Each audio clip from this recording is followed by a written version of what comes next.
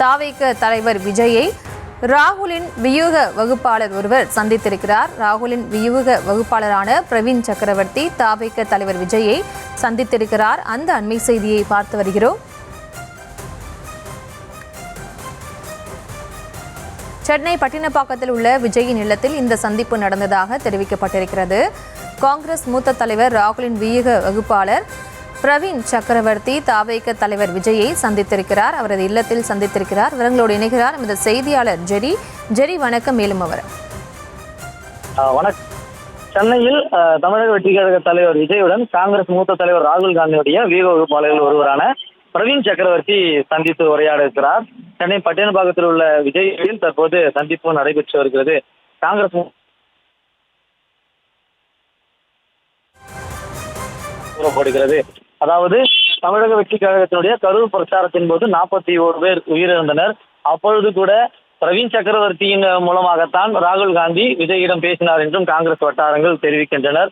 அதே போல் இந்த சந்திப்பிற்கு முன்னதாகவே காங்கிரஸ் தலைவர்கள் தமிழக வெற்றி கழக நிர்வாகிகளையும் சந்தித்திருக்கிறார்கள். அதாவது 2 வாரங்களுக்கு முன்பு ஈரோட்டில் நடந்த திருமணத்துல நாடாளுமன்ற ஜோதிமணி பொதுச் செயலாளர் அருண்ராஜும் சந்தித்து பேசினர். அதன் தொடர்ச்சியாகத்தான் பொள்ளாச்சியில் நடந்த திருமணத்துல தமிழக வெற்றி கழகத்தினுடைய நிர்வாக குழு தலைமை ஒருங்கிணைப்பாளர் செங்கோட்டையனுடன் திருநாவுக்கரசரும் சந்தித்து பேசியிருந்தார். ஆனால் அதன் பிறகு புகைப்படங்கள் வெளியான பிறகு நிமிஷமா சந்திப்பு தான், திருமணத்தில் சந்தித்துக் கொண்டோம், பேசினோம் என்றெல்லாம் குறிப்பிட்டிருந்தார்கள்.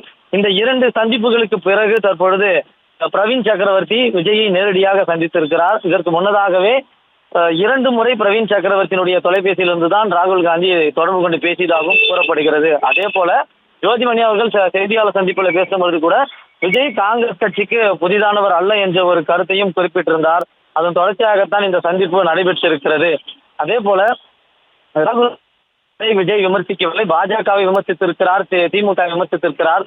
ஆனால் தமிழக வெற்றி கழகத்தினுடைய 2ஆம் கட்ட தலைவர்கள் கூட காங்கிரஸை விமர்சிக்காதது குறிப்பிடத்தக்கது. இந்த சூழலில் தான் பிரவீன் சக்கரவர்த்தி விஜயை சந்தித்திருக்கிறார்.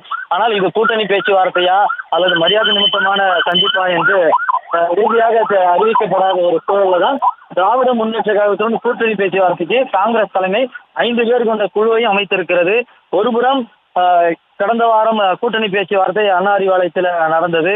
அதன் தொடர்ச்சியாக இந்த சந்திப்பு இங்க விஜயனுடன் காங்கிரசினுடைய பிரவீன் சக்கரவர்த்தி சந்தித்திருக்கிறார். அதே போல பிரவீன் சக்கரவர்த்திக்கு நியமன எம்பி பதவி கொடுக்க போவதாகவும் காங்கிரஸ் வட்டாரங்கள் தெரிவித்திருந்தனர்.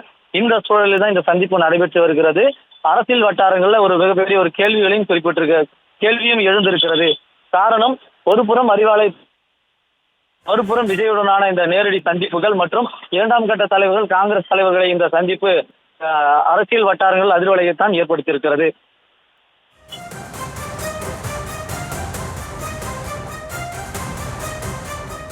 விவரங்களுக்கு நன்றி ஜெரி.